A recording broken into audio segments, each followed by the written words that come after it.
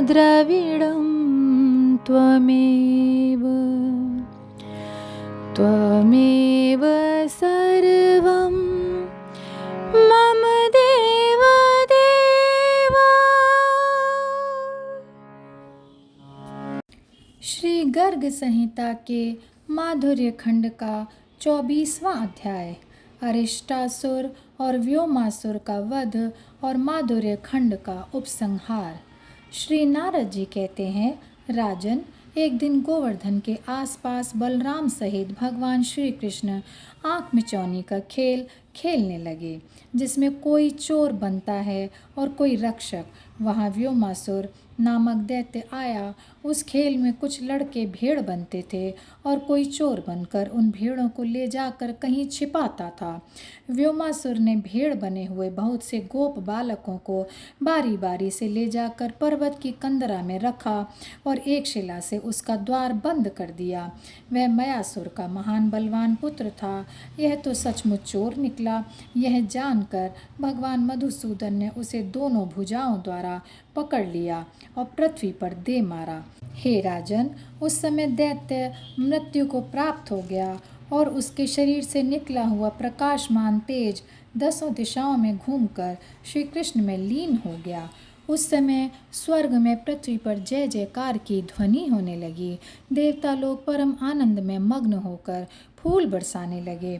बहुलाशु ने पूछा, मुने, यह व्योम नामक असुर पूर्व जन्म में कौन सा पुण्यात्मा मनुष्य था जिसने श्याम घन में बिजली की भांति श्री कृष्ण में विलय प्राप्त किया?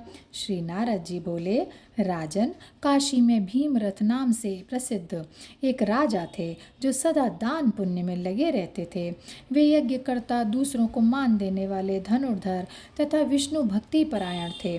वे राज्य पर अपने पुत्र को बिठाकर स्वयं मलयाचल पर चले गए और वहाँ तपस्या आरंभ करके 1 लाख वर्ष तक उसी में लगे रहे। उनके आश्रम में एक समय महर्षि पुलस्त्य शिष्यों के साथ आए। उनको देखकर भी वे मानी राजर्षि ना तो उठकर खड़े हुए और न उनके सामने प्रणत ही हुए। तब पुलस्त्य ने उन्हें शाप दे दिया, ओ महादुष्ट भूपाल, तू दैत्य हो जा।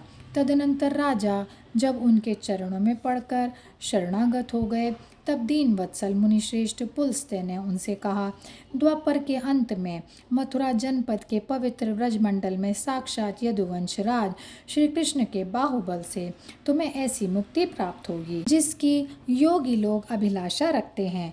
इसमें संशय नहीं है। श्री नारद जी कहते हैं, विदेहराज, वही यह राजा भीमरथ मैं दैत्य का पुत्र हुआ और श्री कृष्ण के बाहुवेग से मोक्ष को प्राप्त हुआ। एक दिन गोप बालकों के बीच में महाबली दैत्य अरिष्ट आया। वह अपने सिंहनाद से पृथ्वी और आकाश को गुंजा रहा था और सींगों से पर्वतीय तटों को विदीर्ण कर रहा था। उसे देखते ही गोपियाँ, गोप तथा गौओं के समुदाय भय से इधर उधर भागने लगे। दैत्यों के नाशक भगवान श्री कृष्ण ने उन सबको अभय देते हुए कहा, डरो मत। माधव ने उसके सींग पकड़ लिए और उसे पीछे ढकेल दिया। उस राक्षस ने भी श्री कृष्ण को धकेल कर 2 योजन पीछे कर दिया। तब श्री कृष्ण ने उसकी पूंछ पकड़ ली और बाहुवेग से घुमाते हुए उसे उसी प्रकार पृथ्वी पर पटक दिया जैसे छोटा बालक कमंडलू को फेंक दे। अरिष्ट फिर उठा। क्रोध से उसके नेत्र लाल हो रहे थे। उस महादुष्ट वीर ने सींगों से लाल पत्थर उखाड़कर मेघ की भांति गर्जना करते हुए श्री कृष्ण के ऊपर फेंका। श्री कृष्ण ने उस प्रस्तर को पकड़कर उल्टे उसी पर दे मारा। उस शिलाखंड के प्रहार से वह मन ही मन कुछ व्याकुल हो उठा। उसने अपने सींगों के अग्रभाग को पृथ्वी पर पीटना आरंभ किया।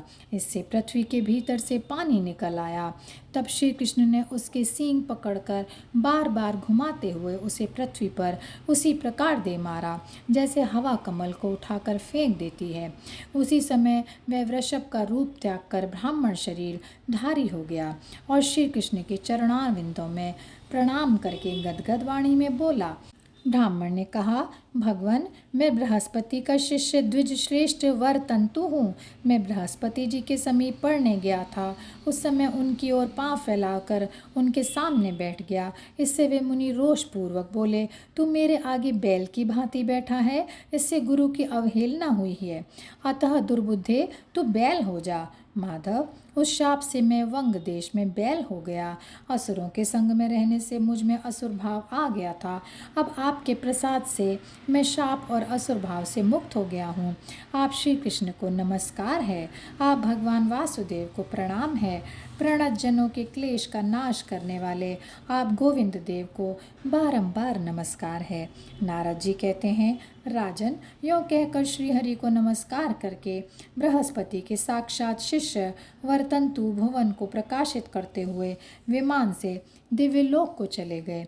इस प्रकार मैंने अद्भुत माधुर्य खंड का तुमसे वर्णन किया, जो सब पापों को हर लेने वाला, पुण्यदायक तथा श्री कृष्ण की प्राप्ति कराने वाला उत्तम साधन है। जो सदा इसका पाठ करते हैं उनकी समस्त कामनाओं को यह देने वाला है। और क्या सुनना चाहते हो? और यहीं पर यह अध्याय समाप्त होता है। जय श्री कृष्णा, जय श्री कृष्णा, जय श्री कृष्णा।